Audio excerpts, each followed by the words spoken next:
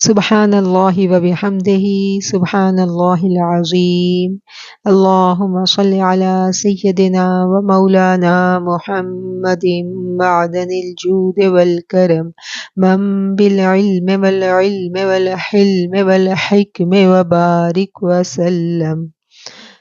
رب اشرح لي صدري ويسر لي أمري واحلل عقدة من لساني يفقه قولي ربي زدني علما ربي زدني علما ربي زدني علما آمين ثم آمين أعوذ بالله من الشيطان الرجيم من همزه ونفخه ونفسه بسم اللہ الرحمن الرحیم لیس البر ان تولوا وجوہکم قبل المشرق والمغرب ولكن البر من آمن باللہ والیوم الآخر والملائکۃ والکتاب والنبیین وآتى المال على حبه ذوي القربى واليتامى والمساكين وابن السبيل والسائلين وفي الرقاب وأقام الصلاة وآتى الزكاة والموفون بعهدهم إذا عاهدوا والصابرين في البأساء والضراء وحين البأس أولئك الذين صدقوا وأولئك هم المتقون۔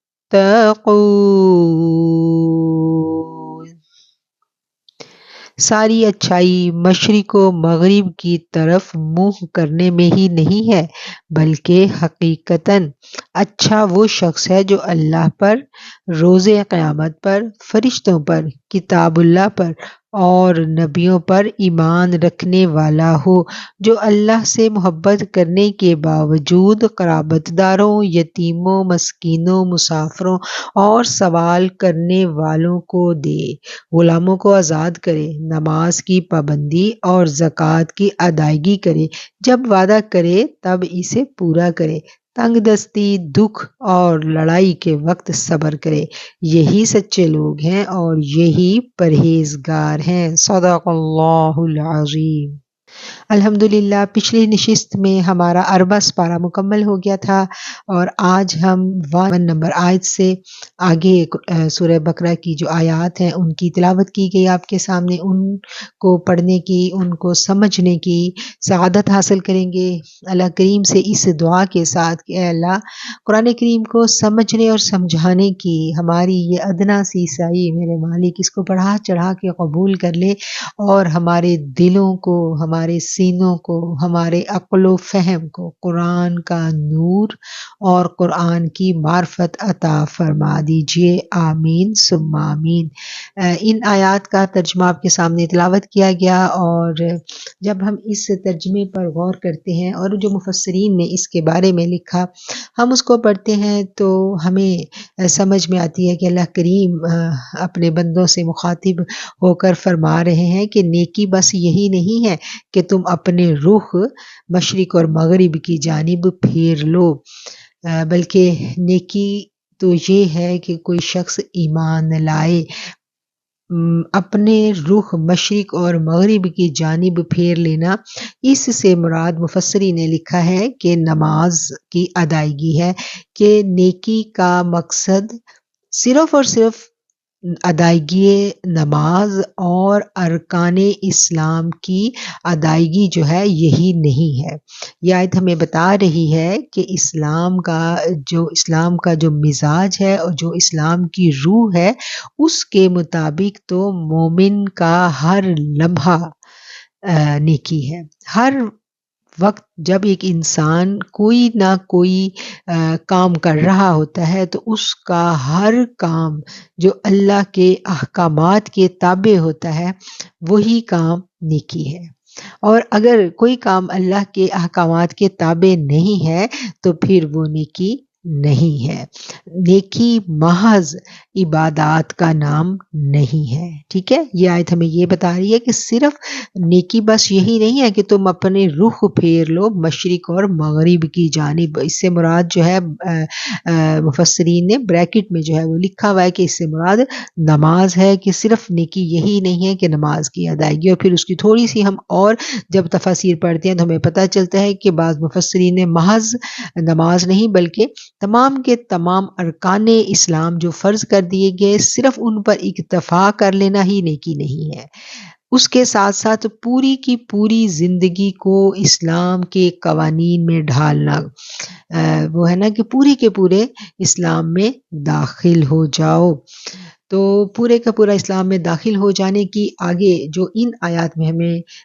اسی آیت کا جو اگلا پارٹ جب ہم پڑھتے ہیں تو اس میں آ گیا وَلَكِنَّ الْبِرَّ، بلکہ نیکی تو یہ ہے کہ من آمن، جو کہ ایمان لائے اللہ پر، والیوم الآخری، اور آخرت کے دن پر۔ آخرت کا دن پر ایمان لانا کیا ہے؟ عقیدہ آخرت جو ہے وہ ہمارا راسخ ہونا چاہیے، ہمارے عمل میں تبدیلی عقیدہ آخرت کے راسخ ہوئے بغیر نہیں آ سکتی، جب تک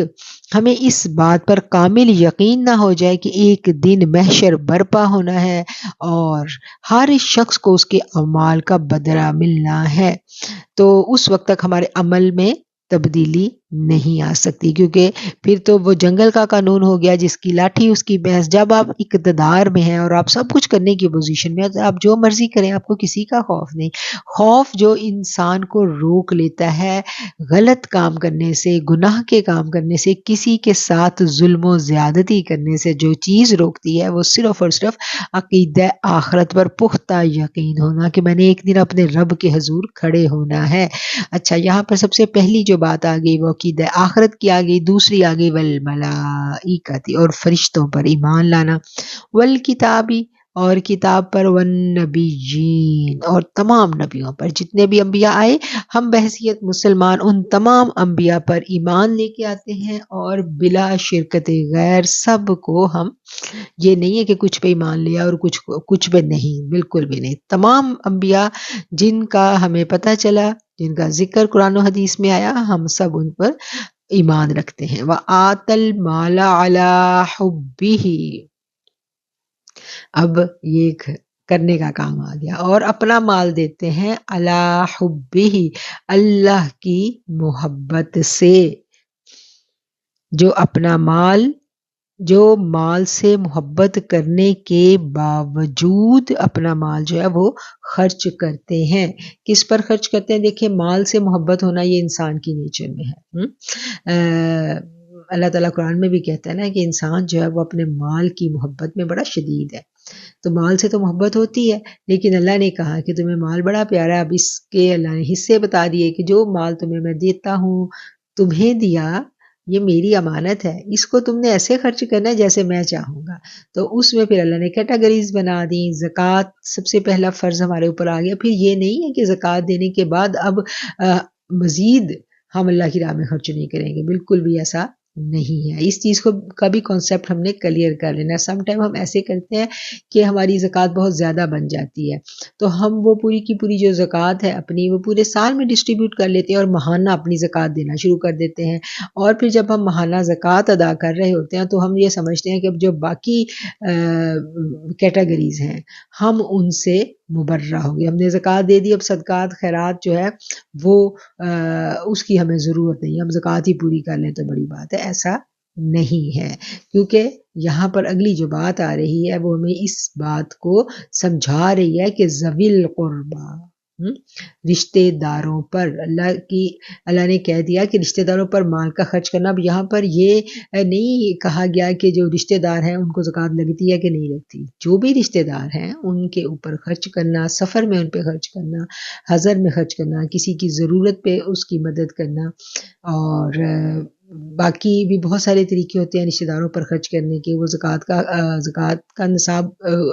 کے مطابق اس کو ہم زکوٰۃ نہیں دے سکتے، لیکن وہ مجبور ہے، ہمیں نظر آ رہا ہے کہ وہ پریشان ہے، تو ایسے میں اس پر اپنا مال خرچ کرنا. والیتامى اور یتیموں پر، والمساکین وابن السبیل اور مسکینوں اور مسافروں پر. یہ سارے کے سارے حقوق اللہ نے رکھ دیے. یہاں پر کوئی کرائٹیریا نہیں مقرر کیا گیا زکوٰۃ کا، ایگزیکٹ بتا دیا کہ اتنے % مال کا تم نے نکالنا ہے سال کے بعد، لیکن ان کے اوپر جو خرچ کرنا ہے وہ ہمارے اپنے اوپر چھوڑ دیا کیا کہ ہم جتنا بھی خرچ کر سکیں آسانی کے ساتھ ہم اتنا خرچ کریں. والسائلین وفی الرقاب اور سوال کرنے والے، جس نے مانگ لیا تو اس کو بھی خالی نہ لوٹایا جائے، حسب توفیق اس کی بھی مدد کر دی جائے. وفی الرقاب اور غلام کے آزاد کرنے میں، گردنوں کے چھڑوانے میں. وَأَقَامَ الصَّلَاةَ اور صحیح ادا کیا کریں نماز کو. وَآتَ الزَّكَاةَ اور زکوٰۃ کو ادا کیا کریں، زکوٰۃ کو دیا کریں، نماز کو قائم کیا کریں، زکوٰۃ کو ادا کریں. وَالْمُوفُونَ بِعَهْدِهِمْ اور جو لوگ اپنا عہد پورا کرنے والے ہیں،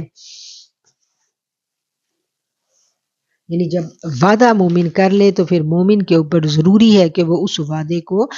پورا کرے، اور اگر وہ وعدہ پورا نہیں کرے گا تو پھر اس کے اوپر جو ہے وہ گناہ ہے، اور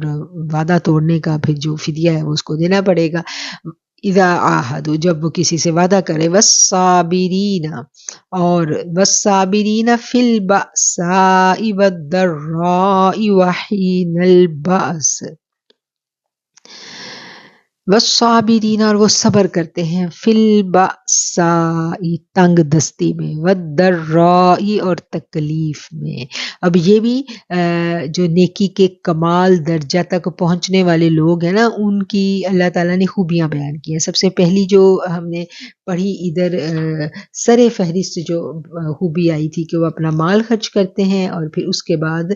کیا ہے، نماز کو قائم کرتے ہیں، زکوٰۃ کو ادا کرتے ہیں، اپنے وعدے جب وہ کرتے ہیں تو ان وعدوں کو پورا کرتے ہیں. والصابرین اور وہ صبر کرنے والے ہیں، جب ان کو کوئی تکلیف مصیبت دکھ پہنچے تو وہ واویلا نہیں کرتے، وہ صبر کرتے ہیں. وحین البأس اور جہاد کے وقت یعنی حالت جنگ میں بھی صبر کرتے ہیں. اب نیکی کا جو کمال درجہ جس کا اس آیت میں ذکر کیا گیا کہ صرف نیکی یہی نہیں ہے کہ محض جو اپنے رخ مشرق اور مغرب کی جانب کر لو. مشرق اور مغرب کی جانب کرنے سے مراد یہ ہے کہ جو فرائض تم پر عائد کر دیے گئے صرف وہ پورے کر کے تو تم سمجھو کہ ہم نے نیکی کا حق ادا کر دیا، ایسا نہیں ہے. اس کے لیے یہ تمام کی تمام جو باتیں یہاں پر یہ جو اللہ تعالیٰ نے بیان کی ہیں ان کو ہم نے نوٹ کرنا ہے. اس میں نمبر 1 پہ آ جاتی ہے اپنا مال خرچ کرنا، اور پھر مال کس کس پہ خرچ کرنا ہے. مال خرچ کرنے میں بھی پھر آگے ایک تو زکوٰۃ، اور پھر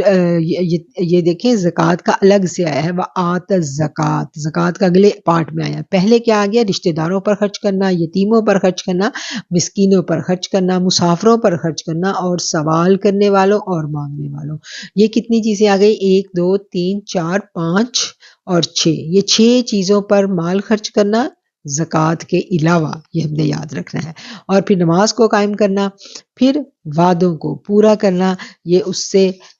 تیسری چیز آ گئی. اگر ہم پہلی کیٹیگری میں اپنے مال کو خرچ کرنا لے لیں، مال کن پر خرچ کرنا؟ 6 چیزوں پر، 6 کیٹیگریز بتا دی گئیں کہ ان پر اپنا مال خرچ کرنا، اور زکوٰۃ اس کے علاوہ 7ویں ہے، ٹھیک ہے. اور پھر اپنا جو نماز کو قائم کرنا، یہ 3 چیزیں ہو گئی. پھر وعدوں کو پورا کرنا 4تھی چیز آ گئی، اور 5واں کیا ہے؟ صبر کرنا، جو سب سے مشکل کام ہے. صبر کرنا اگر ہم دیکھیں تو صبر کرنا واقعتاً مشکل کام ہے. اور پھر اللہ نے کہہ دیا کہ جن کے دلوں میں خشیت ہوتی ہے، ایمان ہوتا ہے، ان کے لیے صبر مشکل نہیں ہوتا. اور صبر کرنے کے ساتھ ساتھ پھر ہمیں پتہ ہے کہ کیا ہے کہ جو مدد مانگتے ہیں صبر سے اور نماز سے. صبر کے ساتھ نماز کا ہمیں پیچھے ہم پڑھ چکے ہیں کہ یہ دونوں چیزیں ساتھ ساتھ چلیں تو پھر آسان ہو جاتا ہے صبر. اور دکھ اور مصیبت میں سختی میں صبر کرتے ہیں، وحین الباس اور جہاد کے وقت صبر کرتے ہیں۔ اولئک الذین صدقوا، یہی لوگ ہیں جو سچے ہیں، جو راست باز ہیں، جو سیدھے رستے پر ہیں۔ واولئک هم المتقون، اور یہی لوگ ہیں جو پرہیزگار ہیں، جو متقی ہیں۔ اب ہم نے پڑھا تھا نا کہ متقی جو ہے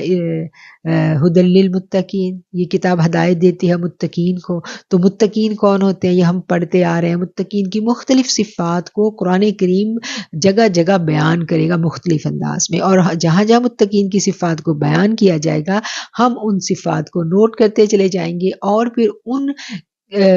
پوائنٹس کی روشنی میں ہم اپنے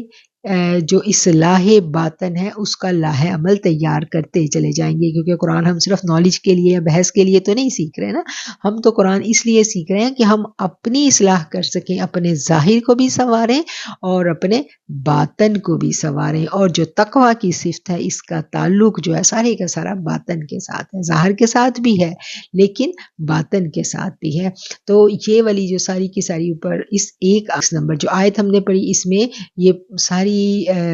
باتیں اللہ تعالیٰ نے بالکل کھول کر بیان کر دی کہ کون کون سی صفات ہمارے اندر پیدا ہو جائیں گی، تو پھر ہم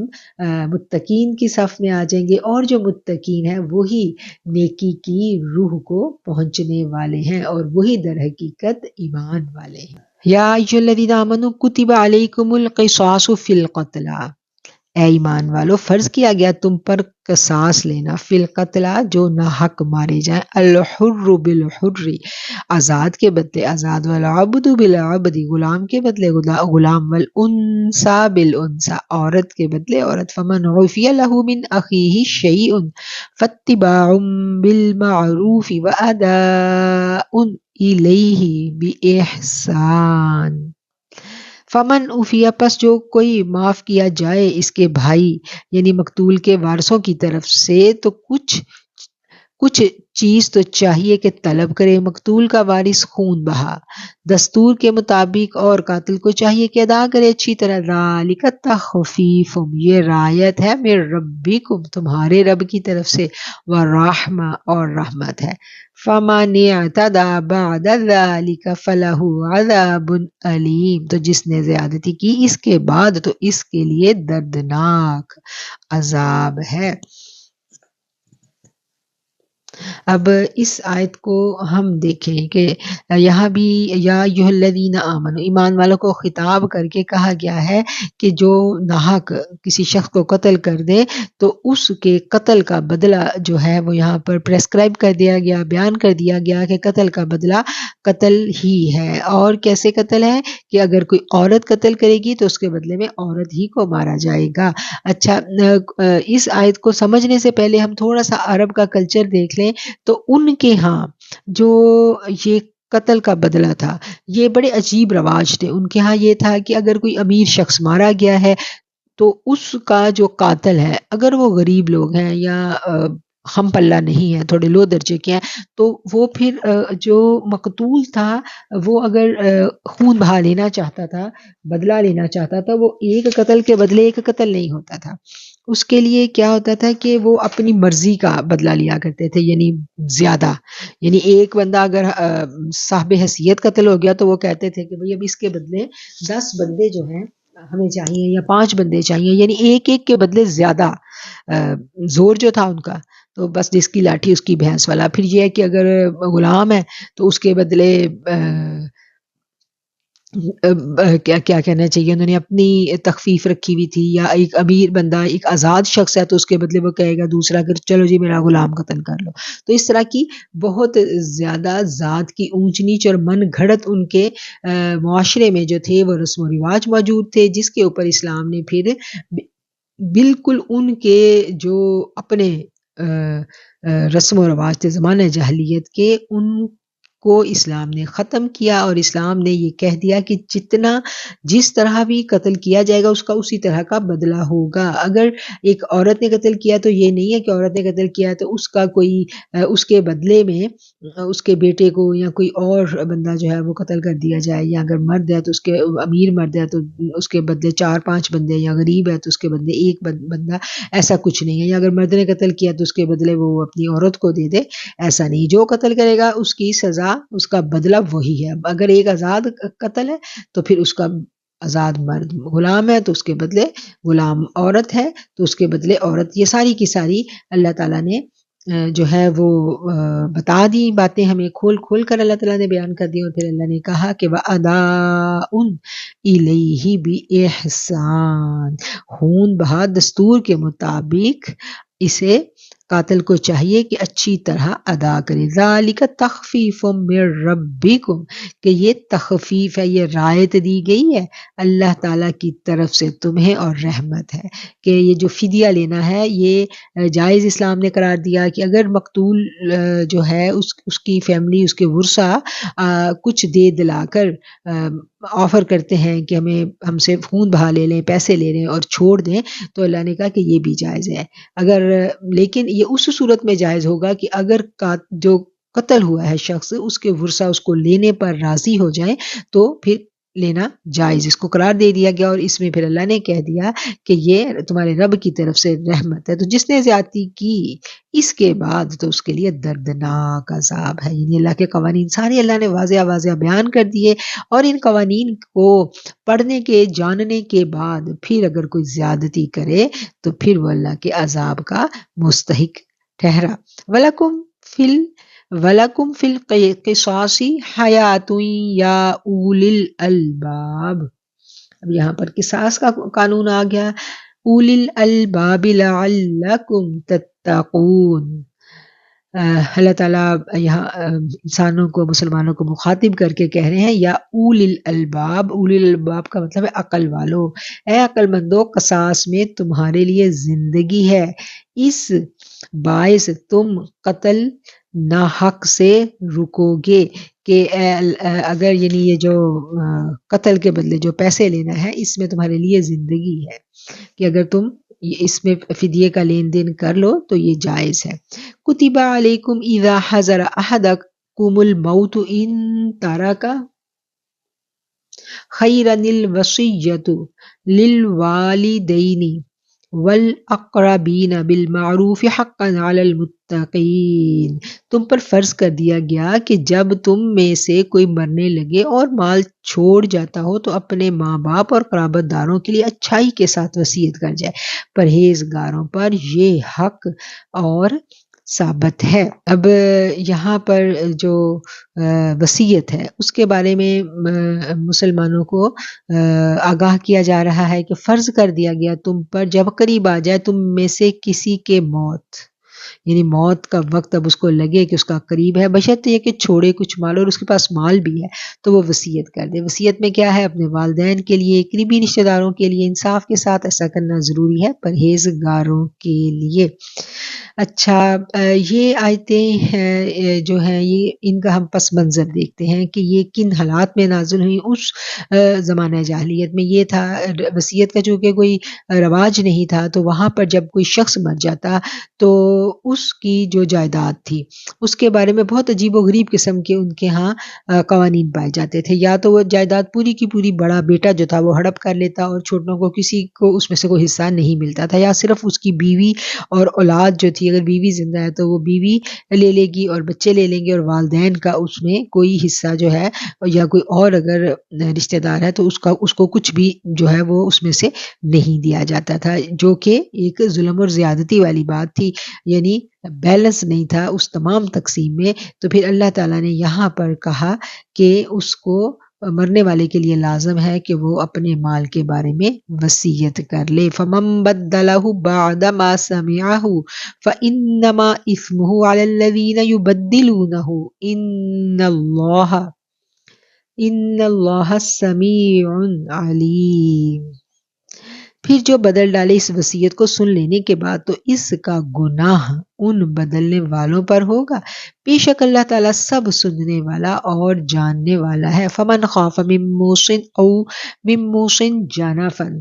او اثما فاصلح بینہم فلا اثم علیہ ان اللہ غفور رحیم۔ ہاں، جو شخص وصیت کرنے والے کی جانبداری یا گناہ کی وصیت کر دینے سے ڈرے، بس وہ ان میں آپس میں صلح کرا دے تو ان پر کوئی گناہ نہیں، اللہ تعالیٰ بخشنے والا اور مہربان ہے۔ یا ایھا الذین آمنوا کتب علیکم الصیام کما کتب علی الذین من قبلکم لعلکم تتقون۔ اے ایمان والو، روزے تم پر فرض کر دیے گئے جیسا کہ تم سے پہلوں پر فرض کیے گئے تھے تاکہ تم پرہیزگار بن جاؤ۔ اچھا، ابھی یہ اگلا رکوع شروع ہو گیا، یہاں موضوع چینج ہو جاتا ہے۔ پچھلی جو ہم نے وصیت کے بارے میں آیات پڑھی، وہاں ایک بات میں ضمناً عرض کرتی چلوں کہ آگے جو ہے ہم قرآن پاک پڑھیں گے تو وصیت کا پورا جو اسلام نے قانون دیا ہے وہ واضح ہو جائے گا۔ یہ آیت پھر منسوخ کر دی گئی تھی، یہ آیت پہلے نازل ہوئی تھی، اس کے بعد پھر اسلام نے باقاعدہ حصے مقرر کر دیے کہ والدین کا اتنا ہے، بیوی بچوں کا اتنا، بیوی کا اتنا ہے، بچوں کا اتنا ہے، بیٹے کا اتنا، سب کی کیٹیگری جب متعین کر دی گئی تو پھر وصیت جو ہے، یہ والی آیت جو ہے اس کا یہ منسوخ ہو گئی۔ ہاں، اس کے اوپر اتنا نبی کریم صلی اللہ علیہ وسلم نے ہمیں بتایا کہ اگر آپ نے وصیت کرنی ہے اپنی مرضی کے مطابق کسی کو کچھ دینے کی تو 1/3 مال، 1/3 جو مال ہے، 1/3 حصہ اس پر جو مرنے والا ہے وہ وصیت کرے گا۔ 1/3 اس یعنی پورے کے پورے مال کے اوپر وصیت نہیں ہے۔ یعنی اگر کوئی شخص یہ کہے کہ میرا سارے کا سارا مال میں کسی ٹرسٹ کو دے دوں، کسی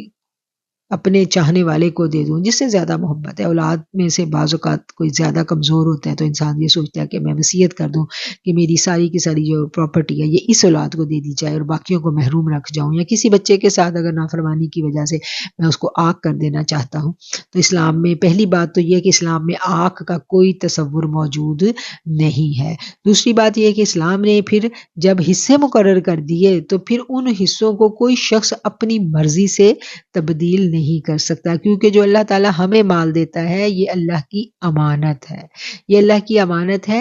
اور یہ آگے ہم نے منتقل کر کے جانی ہے اللہ کے بندوں کو۔ اور کیسے منتقل کرنی ہے اس کا قانون اللہ نے ہمیں دے دیا کہ بیٹی کا اتنا، بیٹے کا اتنا، والدین کا اتنا، بیوی کا اتنا، شوہر کا اتنا،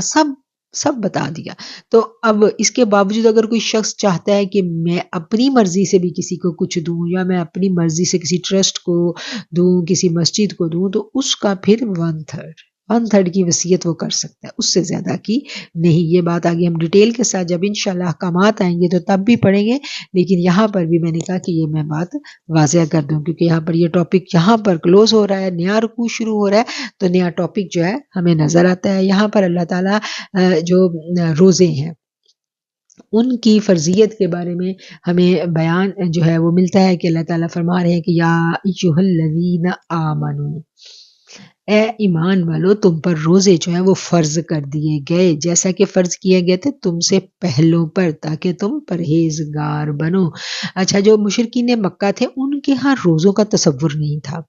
صوم کا لفظ جو تھا ان کے ہاں ایسے تھا کہ وہ گھوڑوں کو روزہ رکھوایا کرتے تھے۔ صوم کا مطلب ہے نا کہ بھوکا پیاسا رکھنا، رک جانا، تو وہ اپنے گھوڑوں کو روزے رکھوایا کرتے تھے، یہ ان کے ہاں متعارف تھا یہ لفظ اس پس منظر میں۔ کیسے کہ جو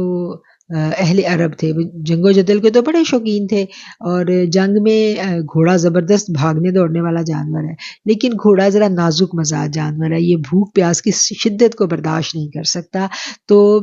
وہ لوگ کیا کرتے تھے کہ اونٹ جو ہے یہ چونکہ بھوک برداشت کو تو برداشت کر لیتا ہے، صحرائی جانور ہے، صحراؤں میں یہ سفر میں استعمال ہوتا ہے، لیکن جنگوں میں اونٹ اس طرح سے فائدہ مند نہیں تھا جیسے گھوڑا تھا۔ تو یہ پھر گھوڑوں کو عرب کے شدید موسم کے مطابق سدھاتے تھے۔ کیسے سدھاتے تھے کہ ان کو یہ بھوکا رکھتے تھے، ان کو بھوکا پیاسا رکھا جاتا اور پھر ان کے جو ان کا آنر ہوتا تھا، جو ان کا مالک ہوتا تھا، وہ ان کی ٹریننگ کرتا بھوک پیاس کی، اور پھر بھوکا پیاسا رکھ کے ان کو دھوپ میں بھی یہ لوگ کھڑا کرتے تھے تاکہ یہ موسم کی سختی کو بھی سہنا سیکھ لیں. اور اس پریکٹس سے گھوڑا جو تھا اس کی بتدریج یہ لوگ ایسی تربیت کر دیتے، ایسا سدھار لیتے تھے گھوڑے کو کہ گھوڑا پھر جب جنگ و جدل میں اس کو سفر پہ لے کے جاتے تو وہ پھر یعنی سخت جان ہو چکا ہوتا. تو ان کے ہاں جو صوم تھا یہ گھوڑے کے لیے تھا اور گھوڑے کو رکھوایا جاتا تھا.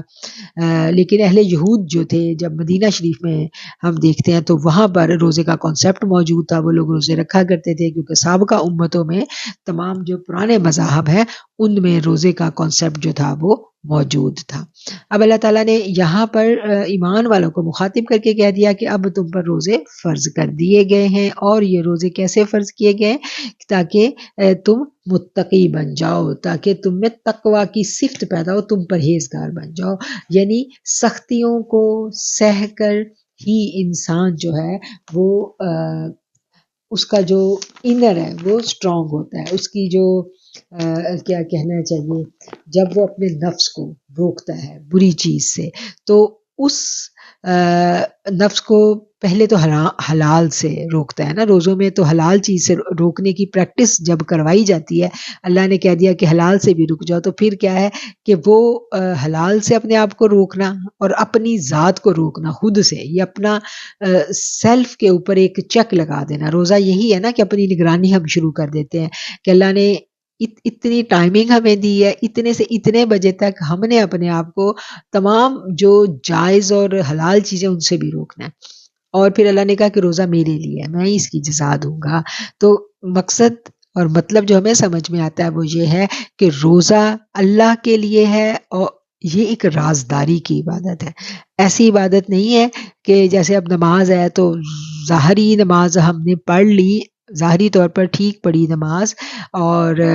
دھیان نہیں بھی تھا، لیکن نماز پھر بھی قبول ہو جاتی ہے. ٹھیک ہے نا، بے دھیانی میں پڑھی گئی نماز بھی قبول ہو جاتی ہے. وہ الگ بات ہے کہ وہ اس کے وہ والا امپیکٹ ہمیں نہیں ملتا، وہ والے ثمرات ہمیں نصیب نہیں ہوتے جو کہ نماز کے ہمیں ملنے ہیں. لیکن نماز قبول ہے. لیکن روزہ ایسی چیز ہے کہ اگر ہم نے روزہ رکھا اور روزہ رکھنے کے بعد ہم نے اس روزے کو دنیا کے سامنے تو رکھا لیکن چھپ چھپ کے کھا لیا، تو وہ روزہ نہیں ہوگا. یہ اتنی رازداری کی عبادت ہے کہ یہ صرف اور صرف بندے اور اللہ کے درمیان، اسی لیے اللہ نے کہا ہے کہ اس کی جزا بھی میں خود ہی تمہیں دوں گا. اور روزے کا جو ہم دیکھتے ہیں کہ روزہ رکھنے جو روزے فرض کیے گئے اس کے ساتھ ہی جو یہ کہہ دیا گیا کہ روزہ تم پر اس لیے فرض کیے گئے ہیں تاکہ تم متقی بن جاؤ. تو مقصد ہمیں یہ سمجھ میں آتا ہے کہ روزہ رکھنے سے انسان کے اندر تقوی کی صفت پیدا ہوتی ہے، اور تقوی کی صفات جو ہے متقی کی صفات ہم پیچھے پڑھ چکے ہیں. جب انسان کا بھرا ہوا پیٹ ہوتا ہے تو انسان میں سرکشی بھی رہتی ہے. جب تک وہ بھوک سہنا سیکھتا نہیں ہے اس کو دوسرے بھوکے کی بھوک کا اندازہ نہیں ہوتا. اور پھر شہوت کو کنٹرول کرنے کے لیے بھی روزہ جو ہے یہ بڑا زبردست ایک کام کرتا ہے. اور روزے میں آپ اپنا فوکس درست رکھنا سیکھتے ہیں کہ ہر لمحہ اپنے اوپر ایک چیک رکھ دیا جاتا ہے نفس کو کنٹرول کرنے کا. وہ جو کہتے ہیں نا کہ روزوں میں رمضان میں جو شیاطین جکڑ دیے جاتے ہیں، تو وہ جو ہمارے اندر کا شیطان ہے نا اس کو ہم خود ہی جکڑتے ہیں. جو ہمارا نفس ہے اس کو ہم خود ہی جکڑتے ہیں. کیسے جکڑتے ہیں کہ وہ کھانا مانگتا ہے، ہم کھانا اس کو نہیں دیتے. وہ یاشی مانگتا ہے، ہم اس کو کہتے ہیں نہیں میں تو روزے میں ہوں، میں تو کچھ بھی غلط نہیں کر سکتا، تو وہ جکڑا جاتا ہے. تو روزے کا مقصد ہمیں سمجھ میں آ گیا. روزے کا مقصد جو ہے وہ متقی بنانا ہے، اور روزے جو فرض کر دیے گئے اللہ کی طرف سے مسلمانوں پر، کس لیے؟ ان کے باطن کی اصلاح کے لیے اور ان کی تربیت کے لیے، تاکہ ان میں تقوی کی صفت جو ہے وہ پیدا ہو جائے. اچھا، اب یہ والی جو آیات ہیں، ان آیات کی جب ہم ڈیٹیل پڑھتے ہیں تو ابتدا میں جو روزے تھے یہ صرف 3 روزے جو تھے وہ ہر مہینے میں مسلمانوں کو رکھنے کی ہدایت کی گئی تھی، جس کو ایام ابیض کے روزے کہتے ہیں نا، جو چاند کی 13 14 15 کو رکھے جاتے ہیں، وہ والے جو 3 روزے تھے ان کی مسلمانوں کو ہدایت فرمائی گئی تھی، مگر یہ روزے فرض نہیں تھے۔ پھر 2 ہجری میں رمضان کے روزوں کا حکم نازل ہوا، مگر اس میں اتنی رعایت رکھی گئی تھی کہ جو شخص روزے کو برداشت کرنے کی طاقت رکھتے ہوں اور پھر بھی روزہ نہ رکھیں اور ہر روزے کے بدلے ایک مسکین کو کھانا کھلا دیں۔ بعد میں دوسرا حکم نازل ہوا اور یہ عام رعایت منسوخ ہو گئی۔ ابھی ہم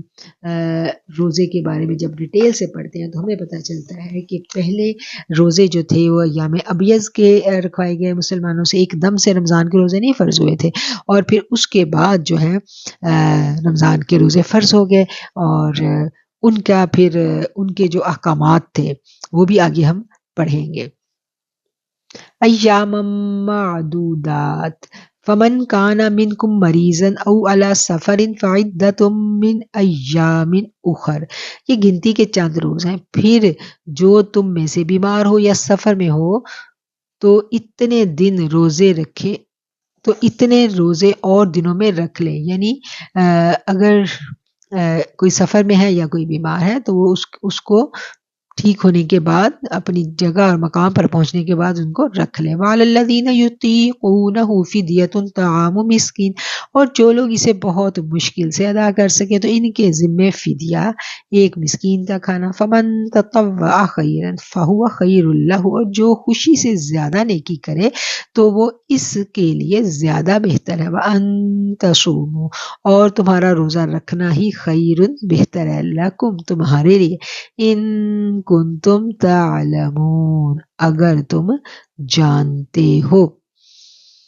اب اس آیت کو ہم دیکھتے ہیں کہ گنتی کے چند ہی دن ہیں، لیکن تم میں سے جو شخص بیمار ہو یا سفر میں ہو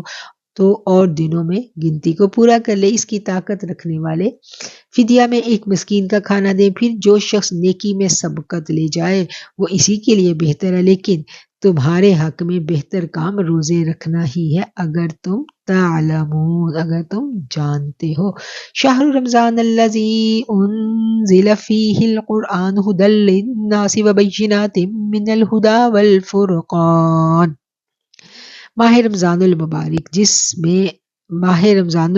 جس میں اتارا گیا قرآن، ھدی للناس وہ ہدایت ہے لوگوں کے لیے، وبینات اور روشن نشانیاں، من الھدی والفرقان ہدایت کی اور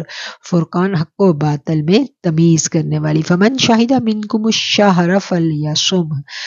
تو تم میں سے کوئی موجود ہو، تم میں سے کوئی پالے یہ مہینہ تو اس کو چاہیے کہ وہ روزے رکھے۔ ومن کان مریضا او علی سفر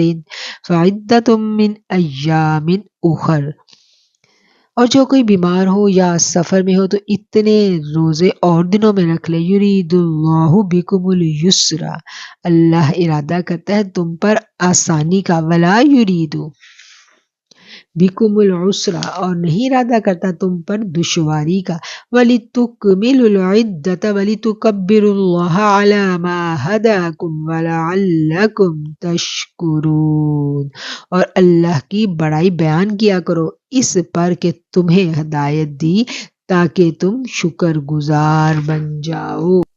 اب یہاں پر جو رمضان المبارک کے روزوں کی فرضیت ہے اس کے بارے میں یہ جو آیات ہے ہمیں یہاں پر ملتا ہے کہ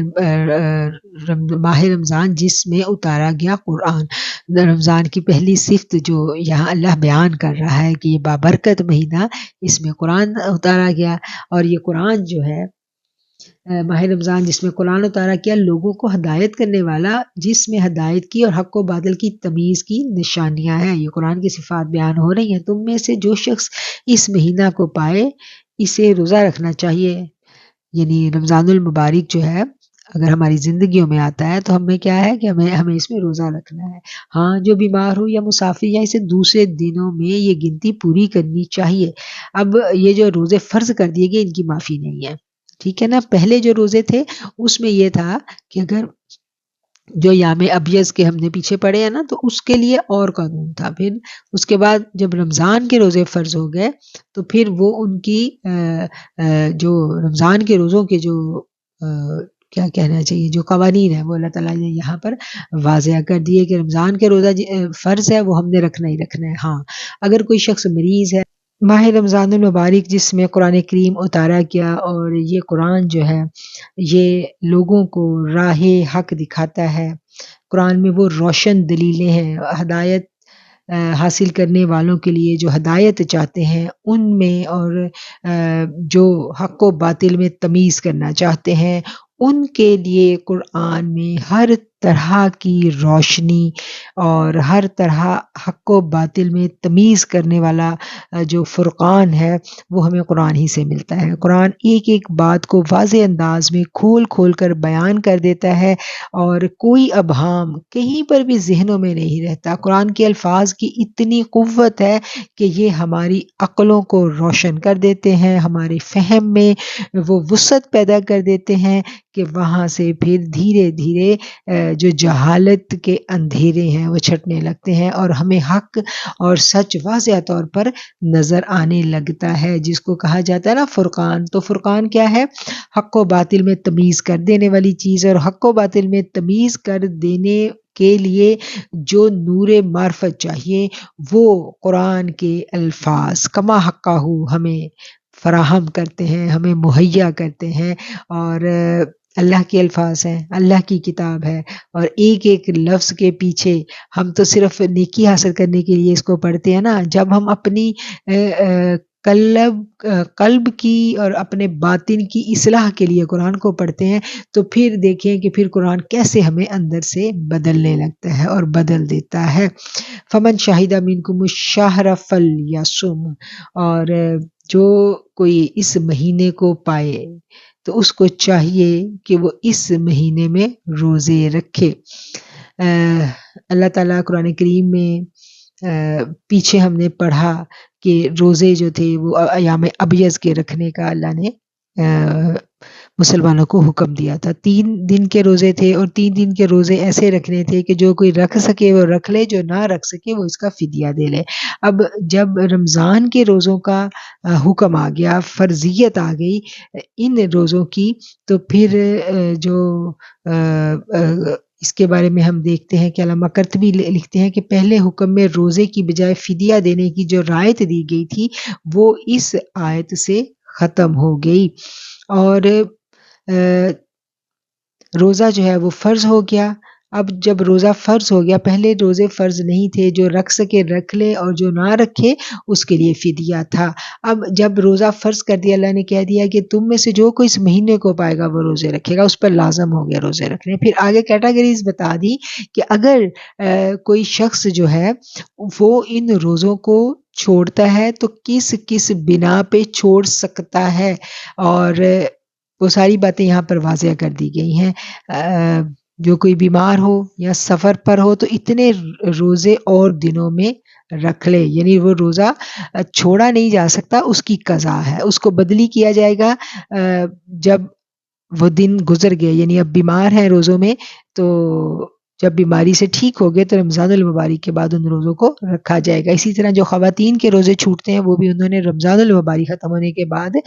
رکھنے ہوتے ہیں، جیسے نمازوں کی قضا ہے، جو نمازیں خواتین کی قضا ہوتی ہیں ان کے دوبارہ رکھنے کا حکم نہیں ہے، ان کی چھوٹ ہے، ان کی معافی ہے، لیکن رمضان کے روزوں کی معافی نہیں ہے، وہ خواتین کو رمضان المبارک کے بعد پھر رکھنے ہوں گے۔ اب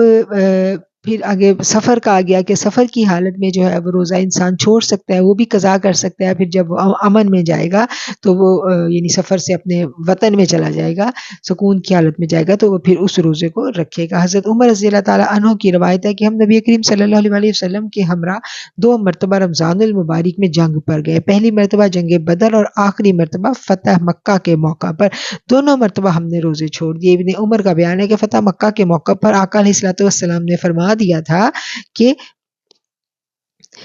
دشمن سے مقابلہ درپیش ہے، روزے چھوڑ دو تاکہ تمہیں لڑنے کی قوت حاصل ہو جائے۔ اب سفر کے اندر روزہ چھوڑنا، اور جو صحابہ سے ہمیں روایات ملتی ہیں کیا کریں، خود فرمایا وہ تو جنگ کا موقع تھا انرجی کے لیے، لیکن ویسے بھی سفر کے دوران آقا نے روزہ رکھنے کی جو ہے ہمیں صحابہ کرام کی جو رعایت دی گئی اس کے واقعات بہت سارے ملتے ہیں۔ پھر اللہ نے قرآن میں بھی کہہ دیا کہ تم اگر سفر میں ہو تو تم روزہ چھوڑ سکتے ہو، لیکن وہ روزہ چھوڑنا ایسا ہوگا کہ پھر دوسرے ایام میں اس کی گنتی کرنی پڑے گی۔ اب آگے جو فدیے کا حکم آتا ہے، فدیے کے بارے میں جب ہم دیکھتے ہیں جو مفسرین اکرام نے لکھا ہے کہ جو شخص مریض ہے اور ایسی مرض میں مبتلا ہے کہ وہ اس کو ٹھیک ہونے کی کوئی امید نہیں ہے، یعنی وہ بڑھاپے میں ہے اور اب عمر کے اس حصے میں پہنچ چکا ہے کہ آگے سے آگے کوئی امید نہیں ہے کہ وہ ٹھیک ہوگا، جیسے کچھ بیماریاں ایسی لگ جاتی ہیں نا بڑھاپے میں کہ جن کی اب امید ہی نہیں رہتی کہ ٹھیک ہونا ہے، تو اس کے لیے پھر کیا ہے کہ پھر فدیہ دینا کہ اب ممکن نہیں ہے، نظر نہیں آ رہا کہ ہم انرجی کے اس لیول کو پہنچ سکیں گے، تو پھر ایسے لوگوں کے لیے فدیہ دینا جو ہے اس کی ہمیں مفسرین اکرام نے جو فقہ میں ہمیں ملتا ہے وہ یہی ہے کہ پھر ایسے لوگ فدیہ دیں گے، لیکن جو صحت مند ہیں وہ بعد میں دوسرے دنوں سے اس کی گنتی کریں گے۔ اللہ تعالیٰ چاہتا ہے تمہارے لیے سہولت اور نہیں چاہتا کہ تمہارے لیے دشواری پیدا ہو۔ وَلِتُكْمِلُوا الْعِدَّةَ وَلِتُكَبِّرُوا اللَّهَ عَلَى مَا هَدَاكُمْ وَلَعَلَّكُمْ تَشْكُرُونَ، اور اللہ کی بڑائی بیان کرو اس پر کہ اس نے تمہیں ہدایت دی تاکہ تم شکر گزاری کیا کرو۔ اللہ کا بڑا شکر ادا کرنا چاہیے، اور ہم سب مل کے اللہ کا شکر ادا کرتے ہیں کہ اللہ تیرا شکر ہے کہ تو نے ہمیں قرآن کا شغف دیا، تو نے ہمیں مسلمان کیا اور اسلام سے ہمیں محبت دی۔ بہت سارے مسلمان تو ہیں لیکن اپنے مسلمان ہونے پر شکر گزار نہیں ہے، وہ اغیار کو دیکھ کے ہر وقت اس تکلیف میں مبتلا رہتے ہیں کہ وہ بڑی عیش میں اور یہ اسلام کے قوانین اور اسلام کے پھندے جو ہیں ہمیں پکڑے ہوئے ہیں، تو ایسا نہیں ہے، یہ صریحاً گمراہی ہے۔ اللہم اعنا علی ذکرک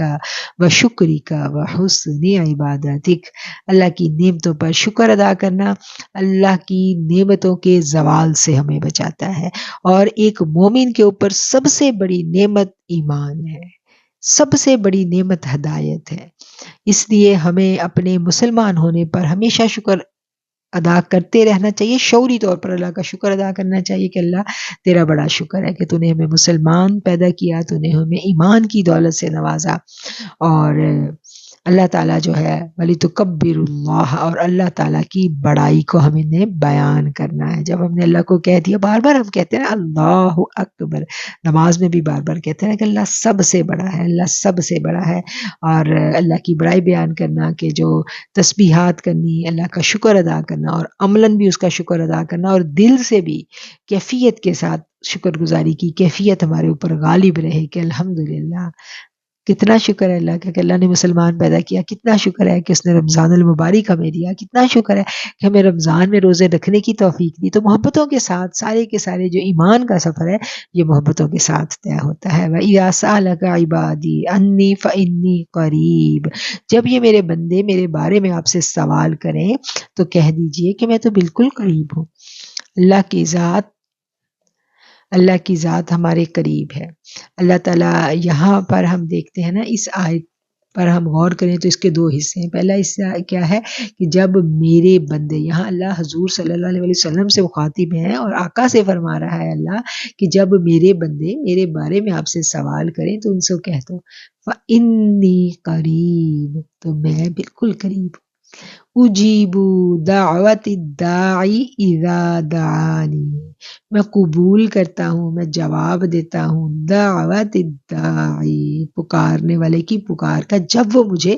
پکارتا ہے، میں دعا کو سنتا ہوں جب وہ مجھ سے مانگتا ہے، میں اس کی پکار کا جواب دیتا ہوں جب وہ مجھے پکارتا ہے۔ فَلْيَسْتَجِيبُوا لِي، پس انہیں چاہیے کہ میرا حکم مانے، وَلْيُؤْمِنُوا بِی، اور ایمان لائیں مجھ پر، لَعَلَّکُمْ یَرْشُدُونَ، تاکہ وہ ہدایت پا جائیں۔ اچھا، یہ آیت بھی کی پوائنٹ ہے، یہ بھی ایسی آیت ہے جس کو ہم نے سنبھال کے رکھنا ہے اپنے دل میں، اپنے دماغ میں۔ یہ آیت ہمیشہ ہمیشہ کے لیے ہم نے محفوظ کر لینی ہے، صبح و شام ہمیں اس دعا کی، اس آیت کی ضرورت رہتی ہے۔ جب جب ہمیں محسوس ہو کہ ہم تنہا کر دیے گئے ہیں، ہم پریشان ہوں، کسی بات میں ہم پھنس جائیں، ہم کہیں الجھ جائیں، اسی وقت یہ دعا ہمیں یاد آنی چاہیے کہ میرے رب نے کہا تھا کہ میں تو قریب ہوں، میں تنہا نہیں ہوں۔ مومن کبھی تنہا نہیں ہوتا، کبھی تنہا نہیں ہوتا۔ مومن محفلوں میں بھی ہوتا ہے تو اپنے رب کے ساتھ ہوتا ہے، مومن تنہائی میں بھی ہوتا ہے تو اپنے رب کے ساتھ ہوتا ہے۔ انسان جو ہے وہ کبھی بھی تنہا نہیں ہے، اس کا رب ہر لمحہ اس کے ساتھ ہے۔ اللہ کہتا ہے نا نحن اقرب الیہ من حبل الورید، بے شک تمہارا رب جو ہے وہ تمہاری شاہ رگ سے بھی زیادہ قریب ہے۔ اور شاہ رگ کتنی قریب ہے، اب رب اتنا قریب ہے کہ رب جو ہے وہ ہمارے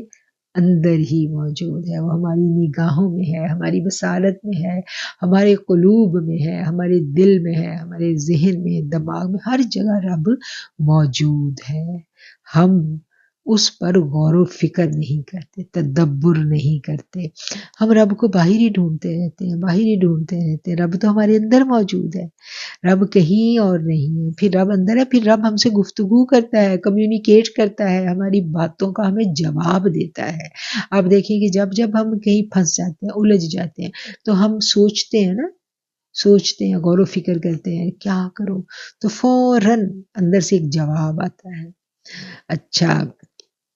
اب یہاں پر ایک الجھن پیدا ہوتی ہے کہ بعض لوگ یہ کہتے ہیں کہ ہمیں کیسے پتہ چلے کہ وہ شیطان کی طرف سے وسوسہ آیا تھا اور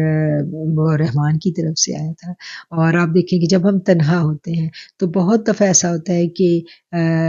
ہمیں تو یہ پتہ ہے کہ ہم تنہا ہیں تو ہمارا رب ہمارے ساتھ ہے، لیکن ہمیں پتہ یہ چلتا ہے جب ہم قرآن کو پڑھتے ہیں، دین اسلام کو پڑھتے ہیں، تو ہمیں تو یہ پتہ چلتا ہے کہ ہمارے ساتھ تو دونوں قوتیں موجود ہیں، خیر کی بھی شر کی بھی۔ فَأَلْهَمَهَا فُجُورَهَا وَتَقْوَاهَا، دونوں چیزیں پیرالل ہمارے اندر رکھ دی گئی،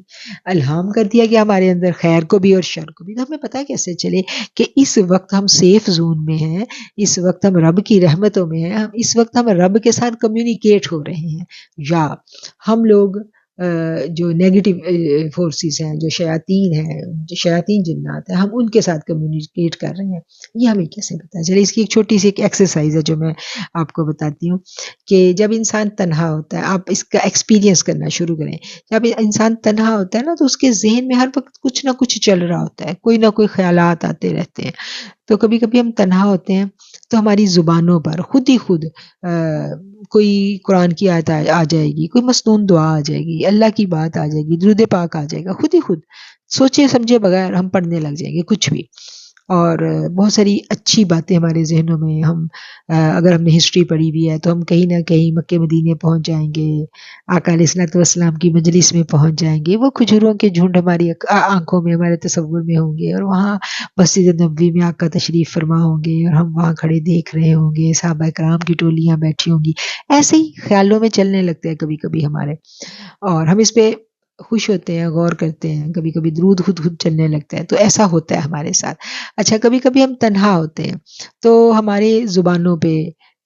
ہمارے ذہنوں میں ایک سرگوشی اٹھتی ہے کہ فلاں وقت فلاں رشتہ دار نے، فلاں رشتے نے ہمیں بڑا دکھ دیا،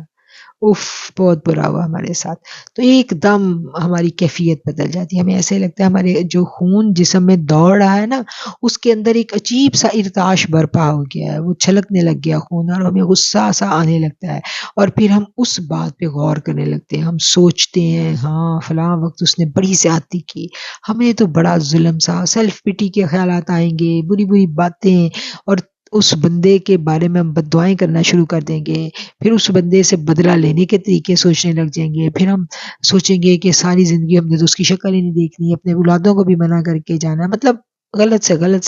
غلط کڑی سے کڑی جڑتی چلی جائے گی، اور ہم نیگیٹیوٹی میں بڑھتے چلے جائیں گے۔ اب جو پہلی کیفیت تھی وہ اس بات کی گواہی تھی کہ اس وقت ہمارے ارد گرد ملائکہ موجود تھے۔ دیکھیں دونوں چیزیں موجود ہوتی ہیں نا ہمارے ساتھ، جو ہمارے ارد گرد ملائکہ موجود تھے، جو ہمارے ارد گرد پازیٹیو جو اللہ تعالیٰ نے ہمارا حفاظتی نظام بنایا، وہ اس وقت ہم سیف زون میں تھے، ہم سٹرونگ اپنے حفاظتی عورے میں تھے، اور ہم جب اپنے محفوظ حفاظتی عورے کے اندر ہوتے ہیں تو پھر اللہ تعالیٰ سے ہماری روح کمیونیکیٹ کر رہی ہوتی ہے، ٹھیک ہے نا؟ تو وہ جو اللہ سے ہماری روح کمیونیکیٹ کر رہی ہوتی ہے نا، تو یہ اسی کا ایک ثمر ہوتا ہے کہ جو قرآن کی آیتیں ہماری زبان پہ خود ہی خود آنے لگ جاتی ہیں، اور اچھی باتیں، پیاری باتیں، بیت اللہ کی باتیں، کوئی نعت کا شعر زبان پہ آ جائے گا تو وہ اس وقت ہماری روح ایکچولی اللہ سے کمیونیکیٹ کر رہی ہوتی ہے۔ اور جو دوسری کیفیت ہے وہ یہ ہوتی ہے کہ اب جو ہمارا جو فجور ہے، جو نیگیٹو فورسز ہیں وہ حاوی آ گئی ہیں، ہمارا جو حفاظتی اورا ہے وہ ویک ہو گیا ہے، کمزور ہو گیا ہے، بریک ہو گیا ہے۔ اب جو نیگیٹو فورسز ہیں وہ ہمارے اندر گھس گئی ہیں، اور وہ جو کیفیت آتی ہے نا، پہلے ایک سرگوشی آتی ہے کان میں، خیال آتا ہے دماغ میں، ہم اس کو پکڑ لیتے ہیں، جو ہی ہم اس کو پکڑتے ہیں وہ شیطان نے ایک میسیج بھیجا ہوتا ہے ہمیں، ایک دستک دی ہوتی ہے شیطان۔ ابھی شیطان انٹر نہیں ہوا، وہ انٹری کی اجازت مانگ رہا تھا ہم سے۔ اب جب بھی کوئی منفی خیال ہے، ہم نے کیا کرنا ہے، مومن کا کیا کام ہے، جب بھی کوئی منفی خیال آئے گا تو مومن لاہور پڑے گا۔ اگر ہم نے لاہور پڑھ لی اور ہم نے اس نیگیٹو فورس کو دھکیل دیا باہر، تو ہم نے اپنے آپ کو بچا لیا، ٹھیک ہے۔ اور اللہ کہتا ہے نا کہ جس نے اپنی نفس کی بات جو ہے اس کو نہیں سنا اور اس کی نفی کر دی، تو پھر وہ اما من خاف مقام ربہ ونہا النفس عن الہوا، تو جس نے اپنے خواہشات نفس کی پیروی نہیں کی، اس کی نفی کر دی اور وہ اللہ سے ڈر گیا، تو پھر وہ اللہ کے پاس مقام پاتا ہے۔ کیسے دستک ہوئی نیگیٹیوٹی کی، غلط باتیں دماغ میں آنے کی، پھر اچھا یہ تو دو باتیں میں نے آپ کو بتائی نا، کہ تیسرا زون بھی ہوتا ہے کہ دماغ میں آ کے کوئی کہتا ہے کہ بڑی اچھی مووی ہے، فلاں مووی ہے، فلاں چیز ہے، میں دیکھ لوں، ابھی میرے پاس ٹائم ہے، میں چلو تنہا بھی ہوں، کوئی غلط چیز ہے میں اس کو سرچ کر لوں، میں اس کو دیکھ لوں، تو یہ بھی شیطان ایک دستک ہوتی ہے شیطان کی، وہ دیتا ہے آ کے۔ تو ہم کیا کرتے ہیں کہ اب ہمارا کام ہے، ہم نے کنڈی کھول لی ہے یا نہیں کھول لی، اس وقت ہمیں اختیار ہوتا ہے، ہم اسی کو ادھر لاہور پڑھ کے ختم کر دیں، اپنے اللہ کی یاد میں لگ جائیں۔ دوسرا یہ ہوتا ہے کہ ہم اس کی بات کو فالو کر لیں، تو پھر کیا فالو کر لیا تو ہم اس کے اندر میں چلے گئے، اور اگر ہم نے دستک دی تھی، اس نے ہم نے پہچان لیا، دروازہ نہیں کھولا، تو ہم سیف زون میں چلے گئے۔ اچھا اب جب سیف زون میں ہوتے ہیں تو پھر ہم اللہ سے کمیونیکیٹ کر رہے ہوتے ہیں، یہ سگنلز ہیں، میں نے آپ کو بتایا، یہ سگنلز جیسے وہ شیطان کے سگنل ہیں نا، ہم نے ان کو پہچاننا ہے، وہ سگنل جب آتے ہیں، اسی طرح رحمان کے سگنلز آتے ہیں، یہ رحمان کے سگنلز ہوتے ہیں جو ہمارے ساتھ ہماری طرف آ رہے ہوتے ہیں، اور ہم نے اس لمحے کو پہچاننا ہے، اللہ کا شکر ادا کرنا ہے، ہم اللہ سے اس وقت ہم نے دعائیں کرنی ہے اللہ سے، اللہ تعالیٰ ہماری دعاؤں کو قبول کرتا ہے، ہم اللہ سے باتیں کریں گے، اللہ ہماری باتوں کا جواب دیتا ہے، ہمارے اندر سے جواب آتا ہے، ایسا نہیں ہے کہ نہیں آتا، ہم اللہ سے پوچھتے ہیں، اللہ ہمیں بتاتا ہے، اللہ ہماری رہنمائی کرتا ہے، اللہ کبھی اپنے بندے کو تنہا نہیں چھوڑتا۔ اللہ کو پانے کے لیے ہمیں کہیں بھی نہیں جانا، اللہ کو پانے کے لیے ہمیں اپنے آپ کے ساتھ مخلص ہونا ہے، ہمیں اپنے آپ کو خود ٹائم دینا ہے، تو اللہ تو ہمارے قریب ہے۔ قرآن نے کہہ دیا وَإِذَا سَأَلَكَ عِبَادِي أَنِّي فَإِنِّي قَرِيبٌ، جب میرے بندے میرے بارے میں سوال کریں تو میں تو قریب ہوں، تو اللہ کہیں نہیں، اللہ قریب ہے، وہ ہماری پکار کو سنتا ہے، جواب بھی دیتا ہے، دعاؤں کو سنتا ہے، قبول بھی کرتا ہے۔ ہمیں اس بات پر یقین ہونا چاہیے کہ ہماری کوئی ایسی دعا نہیں ہے جو اللہ نہیں سنتا، ہر دعا سنتا ہے۔ اب اس دعا کا ثمر اگر تو فوری ہمارے حق میں بہتر ہوتا ہے تو اللہ دے دیتا ہے، اور اگر وہ فوری ہمارے حق میں بہتر نہیں ہوتا تو پھر اللہ تعالیٰ اس کو محفوظ کر لیتا ہے، اور اس کے بدلے ہمیں ضرور عطا ہوتے ہیں، اس کے بدلے میں ہماری بہت ساری مصیبتیں دور ہوتی ہیں، آنے والی بلائیں ٹلتی ہیں، اور اس کے بدلے میں ہمارے مقامات جنت میں بلند ہوتے ہیں، ہمارے روحانی مقامات بلند ہوتے ہیں، کیونکہ ہم صبر کر رہے ہوتے ہیں اللہ کی رضا کو سمجھ کے۔ اسی لیے بزرگ کہتے ہیں نا کہ جب کوئی دعا قبول ہو جائے تو شکر کرو، اور جب قبول نہ ہو تو ڈبل شکر کرو، کہ جو میں نے چاہا مجھے مل گیا الحمدللہ، اور جو میں نے چاہا مجھے نہیں ملا